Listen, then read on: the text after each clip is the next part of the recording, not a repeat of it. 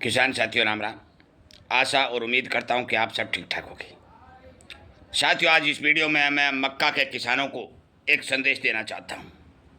कुछ बातें मक्का के किसानों तक पहुंचाना चाहता हूं और मैं आपको बता देना चाहता हूं कि मक्का के बारे में हमने जो बहुत पहले एक आपको खबर दी थी कि मक्का के भाव एमएसपी के ऊपर मिलेंगे, वो बात हमारी स्टीक और क्रैक्ट सिद्ध होती हुई संपूर्ण रूप से दिखाई दे रही है।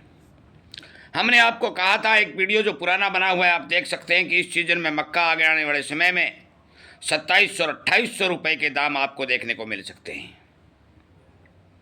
साथियों, आज की स्थिति को देखते हुए हम ये बात आप तक पहुंचाने का काम कर रहे हैं। जो वीडियो आप किस लिए अपलोड कर रहे हैं, मैं उम्मीद करूंगा कि आप इस वीडियो को ज़्यादा से ज़्यादा किसानों तक शेयर करेंगे और इसी तरह की जानकारी आपको मिलती रहे तो आप हमारे इस चैनल को सब्सक्राइब करके इसके साथ जुड़ेंगे। आपको थोड़ा पिछले साल के सुनहरी की ओर ले जाना चाहता हूं। पिछले साल सरकार ने एक बहुत बड़ा हवाला देकर के आपको ये कहा गया कि एमएसपी पर माल खरीदेंगे। बरसातें भी अच्छी हुई, बिजाई भी अच्छी हुई और मक्का का भारी भरकम उत्पादन हुआ। सरकार ने हाथ पीछे खींचे और मक्का के किसानों को भाव के मामले में बहुत भारी मात्रा में नुकसान हुआ। साथियों, उसी नुकसान से किसान उभरा ही नहीं था कि ऊपर एल नीनो की स्थिति तैयार हो गई। मैं आपकी जानकारी के लिए बता दूं कि जहाँ जहाँ मक्का की बिजाई हुई है, मक्का की बिजाई पिछड़ी हुई है, जिसमें कोई दो राय नहीं है। मक्का की फसल में अनेक प्रकार के रोग आ रहे हैं और तमाम किसान देश के किसानों के साथ जुड़े होने के कारण हम इस बात के ऊपर पहुंचे हैं कि मक्का का उत्पादन भारी भरकम कमी देखने को मिलेगा। मैं मानता हूं कि पिछले साल का कैरी स्टॉक हमारे देश में मौजूद है, वो धीरे धीरे निकल रहा है। उसका कारण भी है।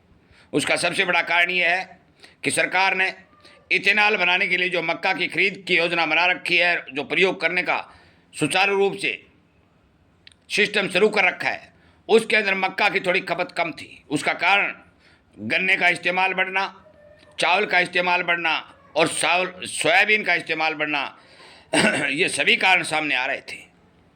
परंतु अब गन्ने के इस्तेमाल पर सरकार ने बैन कर दिया है। सोयाबीन की किल्लत देखी जा रही है और आगे आने वाले समय में आपको बताऊं कि धान और चावल का भी उत्पादन घटेगा तो सरकार इथेनॉल में चावल का भी प्रयोग बंद करने पर विचार करेगी। इस सिस्टम में केवल एक मक्का बचेगा।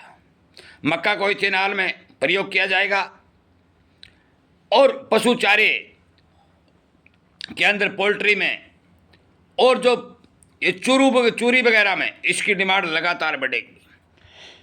अन्य जिनसों के बजाय मक्का के भाव मंदे होने के कारण भारी भरकम पुराना स्टॉक चक्की चढ़ जाएगा और ख़त्म हो जाएगा। जब स्टॉक की कमी आएगी, आगे उत्पादन की कमी आएगी। इसी को देखते हुए मक्का के भाव 2700 और 2800 रुपये क्विंटल को आपको देखने को मिलेंगे।